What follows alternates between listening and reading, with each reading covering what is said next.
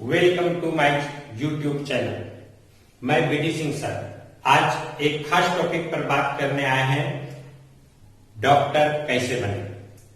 ये उन स्टूडेंट के लिए बहुत इंपॉर्टेंट है जो इस बार 10th पास किया है अथवा जो 10th का एग्जाम देने जा रहा है या फ्यूचर में उनको लगता है कि हम डॉक्टर बनना चाहते हैं।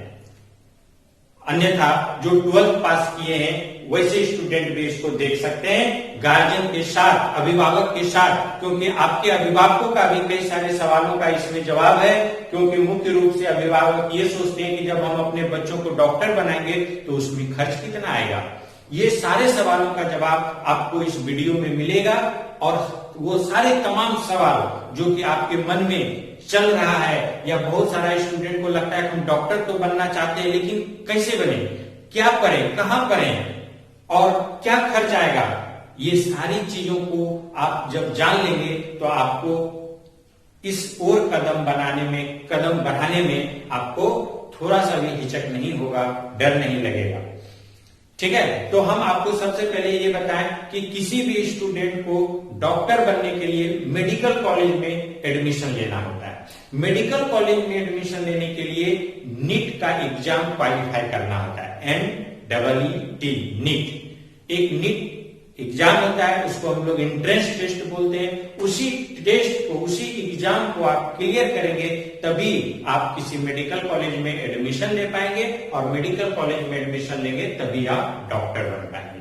तो ये सारे बातों का आपको ध्यान रखना होगा। तो हम पहले बता दें, जो लोग 10th पास कर लिए हैं और जो नहीं किए हैं वो 10th पास करके सबसे पहले 12th में बायोलॉजी स्ट्रीम लेंगे, साथ में फिजिक्स और केमिस्ट्री भी रखेंगे, क्योंकि नीट में जो क्वेश्चन पूछा जाता है वो बायोलॉजी, फिजिक्स और केमिस्ट्री। आगे हम जस्ट इसको डिटेल से चर्चा करेंगे। इसीलिए 12th आपको बायो, फिजिक्स और केमिस्ट्री लेके ही पास करना होगा अगर आप डॉक्टर बनना चाहते हैं तो ये बहुत इंपॉर्टेंट होगा कि आप बायो लेके करें, क्योंकि जो बायो नहीं हो, जो बायो लेके नहीं पढ़ेंगे उनके लिए फिर डिफिकल्ट है, उनके लिए अपॉर्चुनिटी नहीं है।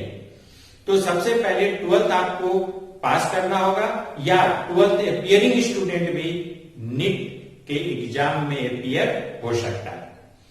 तो अब बात आता है कि जो लोग 10th पास कर लिए हैं, 10th पास करने के बाद क्या होगा, तो आपको 12th में एडमिशन लेना होगा।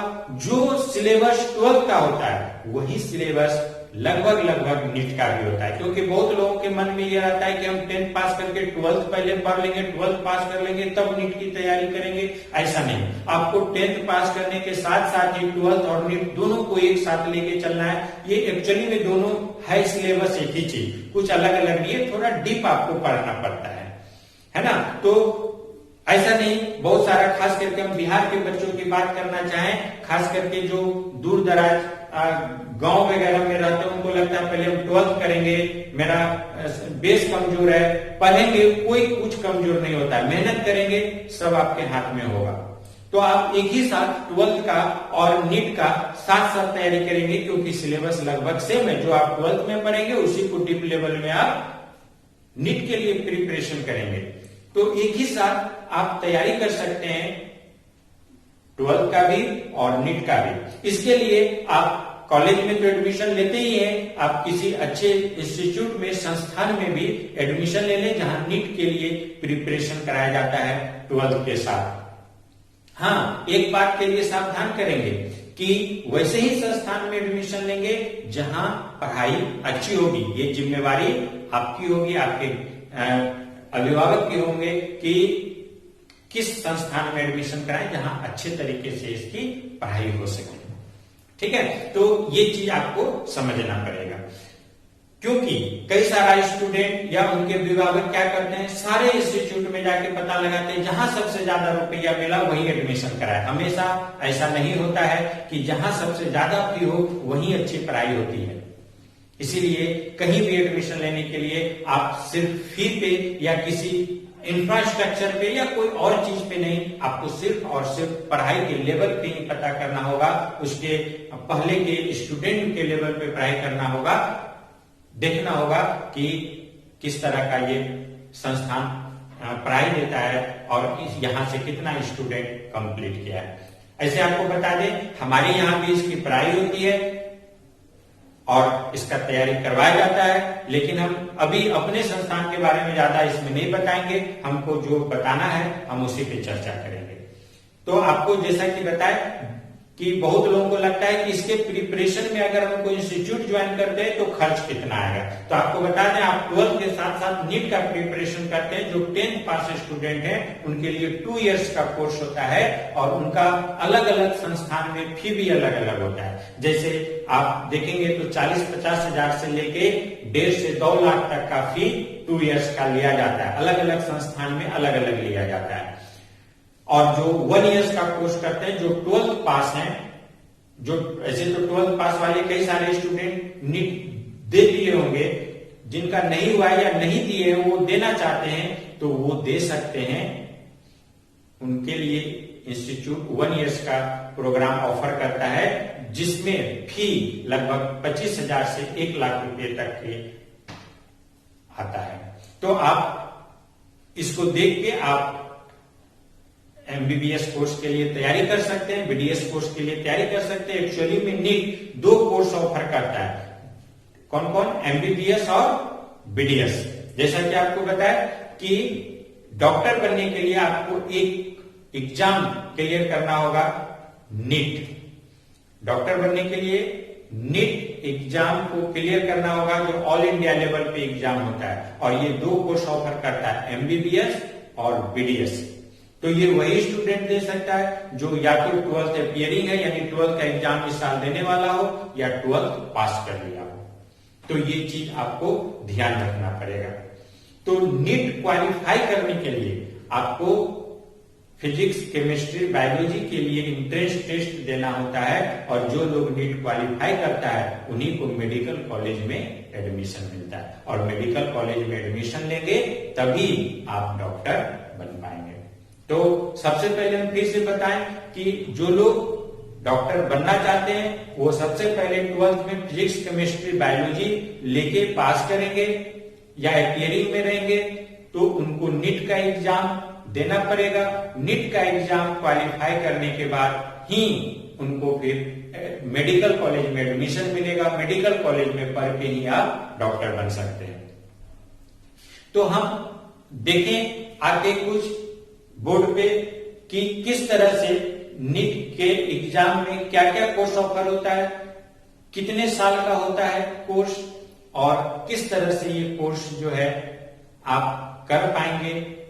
ये सारा चीज अभी हम आगे आपको बताएंगे। देख सकते हैं किस तरह से एमबीबीएस और बीडीएस 2 कोर्स को ऑफर करता है NEET. National eligibility cum entrance test, इसका फुल फॉर्म है नीट का। एमबीबीएस का फुल फॉर्म अभी बताया, बीडीएस का फुल फॉर्म बताया। 4.5 इयर्स का लगभग कोर्स होता है, 5 साल खींच लेता है। 4.5 इयर्स का आपका एमबीबीएस या बीडीएस का आपका कोर्स होगा। अब यहाँ पर आप देखेंगे मिनिमम एज 17 ईयर है, 17 साल से नीचे वाले स्टूडेंट अपीयर नहीं हो पाएंगे। और मैक्सिमम एज 25 साल यानी 25 साल से ज्यादा वाले स्टूडेंट भी अपीयर नहीं हो सकेंगे। बहुत सारे स्टूडेंट के मन में रहता है कि हम कितनी बार एग्जाम दे सकते हैं, तो ये कई बार चेंज भी होते रहता है। लेकिन अभी जो नियम है 2020 की बात करें तो आप लगभग अनरिजर्व कैटेगरी के हैं तो 9 बार आप अटेम्प्ट ले सकते हैं, और रिजर्व कैटेगरी में 14 बार यानी 14 बार आप अटेम्प्ट ले सकते हैं। तो अब बात आती है कि इतना अटेम्प्ट तो बहुत लोग लेता ही नहीं है, यानी आप कह सकते हैं अनलिमिटेड अटेम्प्ट है स्टूडेंट के लिए, जो कि काफी ज्यादा बेनिफिशियल है। यहाँ पर हम आपको बताएं, अब यहाँ पर ध्यान दीजिएगा, गवर्नमेंट कॉलेज में खर्च की बात। प्राइवेट कॉलेज की खर्च अलग होता है, गवर्नमेंट कॉलेज का खर्च अलग होता है। अभिभावक इस पे सबसे ज्यादा ध्यान दें, क्योंकि अभिभावक के लिए सबसे इंपॉर्टेंट चीज यही है। और हमेशा कई सारे अभिभावक को देखते हैं, बहुत सारे लोगों से पूछते रहते हैं, और जब बाद में मेरे पास आते हैं तो अभिभावक बोलते हैं कि हमको तो बताया कि इतना खर्च होगा, ये होगा, वो होगा। और कई सारे लोग सामर्थ्य होते हुए भी उनको इतना डरा देता है कि अपने बच्चे को पढ़ाने से पैर पीछे कर लेते हैं, और उनका बच्चा जो है सही टाइम पे सही डिसीजन के बिना कुछ अचीव नहीं कर पाता है। तो आइए हम आपको बताएं, अगर आप गवर्नमेंट कॉलेज में एडमिशन लेते हैं कंप्लीट करने के बाद, जब आप नीट कंप्लीट कर लेंगे तो आप गवर्नमेंट कॉलेज में जाते हैं, तो आपको हॉस्टल फी के साथ जो है 25,000 से लेके 1.5 लाख तक लगभग आपको क्या आता है, खर्च आता है पर ईयर। यानी एक ईयर में कॉलेज दर कॉलेज वेरी करता है। तो आप जैसे डिस्ट्रिक्ट वाइज कॉलेज में बहुत जगह जाएंगे जहाँ छोटा छोटा कॉलेज है, जो बहुत बड़ा कॉलेज है, बहुत अच्छा कॉलेज है, जहाँ सभी लोग एडमिशन लेना चाहते हो, वहां थोड़ा ज्यादा खर्च पड़ता है। तो आपको ये वेरी करता है 25,000 से पर ईयर से लेके 1.5 लाख पर ईयर तक खर्च आता है। यानी आप टोटल खर्च की बात करें, जो कॉलेज में फी लगता है वो 1 लाख से लेके 7.5 लाख तक आपको गवर्नमेंट कॉलेज में खर्च होता है। ठीक है, अब बात आती है, यहाँ पर देखेंगे प्राइवेट कॉलेज में खर्च कितने होते हैं। तो प्राइवेट कॉलेज में अलग अलग कॉलेज का यहाँ भी अलग अलग फी होता है, और 20 लाख से लेके 60 लाख तक लगभग क्या हो जाता है, खर्च हो जाता है। कहाँ पर, प्राइवेट कॉलेज में। तो अब यहाँ पर हम आपको बताएंगे कि नीट 2 तरह के कोर्स को ऑफर करता है, एमबीबीएस और बीडीएस। देखिए देश में कॉलेज कितना है हमारे पूरे इंडिया में, तो एमबीबीएस का लगभग 532 कॉलेज है और बीडीएस का लगभग 313 कॉलेज है। एमबीबीएस का कितना, 532 और बीडीएस का कितना, 313। तो हम आपको बताएं, देखिए यहाँ पर लिखा है कि गवर्नमेंट कॉलेज मात्र 272 ही है, 532 में मात्र 272 गवर्नमेंट कॉलेज है, जबकि 260 प्राइवेट कॉलेज है। अब आपको उसमें सीट की बात बताएं, तो एमबीबीएस का सीट 272 गवर्नमेंट कॉलेज में लगभग 41,500 है, 41,388, और प्राइवेट कॉलेज में जो 260 कॉलेज है इंडिया में, उसमें भी लगभग 41,538 सीट है। तो टोटल एमबीबीएस का सीट 82,926 है। सुनने में बहुत बड़ा आंकड़ा लगता है लोगों को, लेकिन जो लोग गवर्नमेंट कॉलेज में पढ़ना चाहते हैं उनके लिए यही सीट है, 41,388। अब आप देखेंगे, हम आपको बताएंगे टोटल सीट ऑफ नीट। तो नीट के सीट में हम भी बताएं कि यहाँ बंटवारा हुआ है। हम बीडीएस का भी थोड़ा बता दें एमबीबीएस के साथ। तो बीडीएस में 313 कॉलेज है हमारे इंडिया में, जिसमें गवर्नमेंट कॉलेज मात्र 50 है। गवर्नमेंट कॉलेज मात्र कितना है, 50 गवर्नमेंट कॉलेज है, और जबकि प्राइवेट कॉलेज 263 है। तो प्राइवेट कॉलेज का ही सीट 23,436 लगभग, यानी 23,500 हो जाता है, और मात्र सरकारी कॉलेज गवर्नमेंट कॉलेज में 3513 स्टूडेंट ही एडमिशन ले पाता है, यानी यही टोटल सीट है। तो फिर से बता दें, एमबीबीएस के लिए गवर्नमेंट कॉलेज में 41,388 सीट और बीडीएस कॉलेज में 3513 सीट है।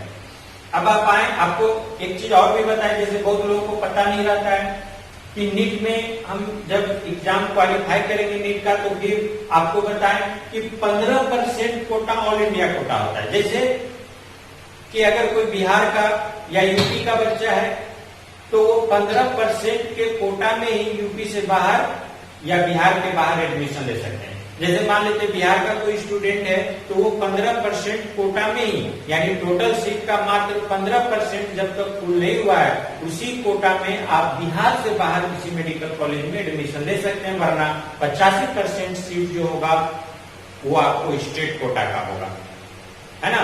तो ये जो आपको इतना सीट दिख रहा है, 41,388 गवर्नमेंट कॉलेज, टोटल 82,926 यानी लगभग 83,000, ये आप बहुत सारा स्टूडेंट सोचता है ये पूरा सीट हमारे लिए है। जी नहीं, आपके स्टेट में कितना सीट है उस पर डिपेंड करता है। इसका ऑल इंडिया में, मतलब अगर आप गवर्नमेंट कॉलेज की बात करें, 41,000 का मात्र 15% सीट ही ऑल इंडिया कोटा है, जिसमें किसी भी स्टेट का स्टूडेंट किसी भी स्टेट में एडमिशन ले सकता है। बाकी हर स्टेट का अलग अलग सीट है, उस सीट में 85% में वो फाइट कर सकता है अपने स्टेट में। तो सभी के लिए जो सीट हो गया वो क्या हो गया, जो टोटल आंकड़ा उससे काफी ज्यादा कम हो गया, है ना। आप 15% सीट पे ऑल इंडिया फाइट और अपने स्टेट के 85% सीट में आप फाइट कर सकते हैं। तो जितना आंकड़ा दिखता है रियलिटी में उतना आंकड़ा है नहीं, ठीक है। तो अब हम आपको बताएं कि अगर आप 15% सीट में क्वालिफाई करना चाहते हैं, तो आपको 600 प्लस मार्क्स लाना होगा 720 में। हम आपको बताएं एग्जाम पैटर्न, टोटल क्वेश्चन 180 पूछा जाता है, किसमें? नीट में टोटल क्वेश्चन कितना पूछा जाता है? 180, जिसमें बायोलॉजी में अकेले 90 क्वेश्चन आता है और फिजिक्स केमिस्ट्री में 45। तो इस हिसाब से बायोलॉजी सबसे ज्यादा इंपॉर्टेंट पेपर हो गया नीट के लिए। तो 90 क्वेश्चन अकेले बायोलॉजी में पूछा जाता है। तो अब सवाल आता है कि ये 180 क्वेश्चन का 720 मार्क्स का होता है। 180 क्वेश्चन टोटल कितने मार्क्स का होता है? 720, यानी एक क्वेश्चन 4 मार्क्स का होता है। ध्यान रहे, इसमें निगेटिव मार्किंग भी होता है। हम बताना चाहेंगे कि जो अगर कोई स्टूडेंट गलत आंसर देता है तो उस गलत आंसर के लिए भी नंबर काट लिया जाता है। हाँ, अगर आप ना बनाएं तो उसके लिए ना आपको नंबर मिलेगा और ना ही काटा जाएगा। लेकिन गलत आंसर से बचना बहुत जरूरी होता है।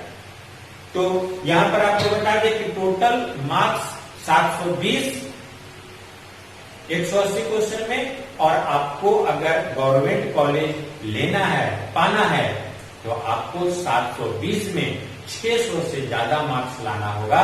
यही अभी करंट टाइम में एमबीबीएस के लिए चल रहा है। और अगर स्टेट कोटा के लिए आप क्वालिफाई करते हैं तो आपको 550 से ज्यादा मार्क्स लाना होगा। अगर आप 550 से कम मार्क्स लाते हैं तो आप स्टेट कोटा को भी क्वालिफाई नहीं कर पाते हैं, तब आपको प्राइवेट कॉलेज फिर जाना होगा, जहां खर्च आपको बताया लगभग 20 लाख से लगभग 7 लाख तक या उससे भी ज्यादा आ सकता है अलग अलग कॉलेजेस में। तो टोटल मार्क्स 720, जिसमें आप कट ऑफ अगर देखते हैं तो यहाँ कट ऑफ परसेंटाइल में देता है। हम कभी परसेंटाइल का अलग से चर्चा करेंगे कि परसेंटाइल जो है 50 परसेंटाइल अनरिजर्व कैटेगरी के लिए होता है। तो बहुत लोगों को ये समझ नहीं आता है, इसलिए हम डायरेक्ट नंबर पे आपको बताए कि इतना नंबर आपको इतना में लाना होगा। Cut off 50 percentile unreserved category के लिए देता है, फिजिकल हैंडीकैप के लिए 45% और रिजर्व कैटेगरी के लिए SC ST कैटेगरी के लिए 40 परसेंटाइल देता है। तो इस तरह से ये परसेंटाइल, ये प्राइवेट कॉलेज सब लेके जो है ये परसेंटाइल निकालता है। तो इस पे बहुत जो है कैसे निकालता है, इसके लिए हम अलग से आपको वीडियो कभी बनाएंगे तो बताएंगे। अभी हम सीधा आपको मार्क्स पे बताएं। फिर से एक बार हम रिपीट कर दें, आपको गवर्नमेंट कॉलेज लाने के लिए 600 से ज्यादा मार्क्स लाना होगा 720 में। इसके लिए प्रत्येक स्टूडेंट को थोड़ा ज्यादा मेहनत करना पड़ता है।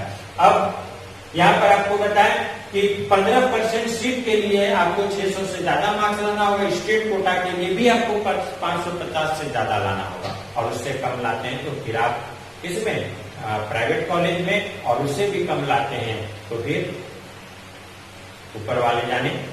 ठीक है, तो खैर कहाँ मिलेगा? तो अब हम आपको बता दें कि इसमें से और भी अगर आपको कोई क्वेश्चन पूछना हो तो आप पूछ सकते हैं मैसेज करके या फोन करके। और अगर अच्छा लगे तो वीडियो को लाइक कीजिए, सब्सक्राइब कीजिए, तो हमको भी पता चलेगा कि ये वीडियो अच्छा लगा। तो हम आगे फिर IIT जी के लिए ऐसा ही एक टॉपिक लेके आएंगे, जिसमें बताएंगे कि कहाँ कितना कैसे सीट है, क्या खर्च आता है। एक बात और भी हम बताना चाहते हैं, जो लोग बायोलॉजी के स्टूडेंट होते हैं उनको लगता है अगर हम डॉक्टर नहीं बने तो क्या करेंगे। इसके लिए हम बताएंगे, हम एक लाइन में भी बता दें कि जो लोग डॉक्टर ना भी बन पाए, नीट का तैयारी करें, ना भी हो, ऐसे पहले सोचना नहीं है, पॉजिटिव थिंक लेके चलना है, होगा ही, और जो मेहनत करेगा उनका होगा भी। लेकिन अगर बहुत सारा स्टूडेंट को लगता नहीं हुआ तो फिर बायो का स्टूडेंट क्या करेगा, उनके लिए भी हम एक अलग से वीडियो बनाएंगे। बहुत सारा कोर्सेज है जो आप मेडिकल की तैयारी करते हैं और अगर उसमें असफल रहते हैं तो भी आप बहुत अच्छा कोर्स में एडमिशन ले सकते हैं और अपना नाम रोशन कर सकते हैं। तो आज इतना ही, जय हिंद।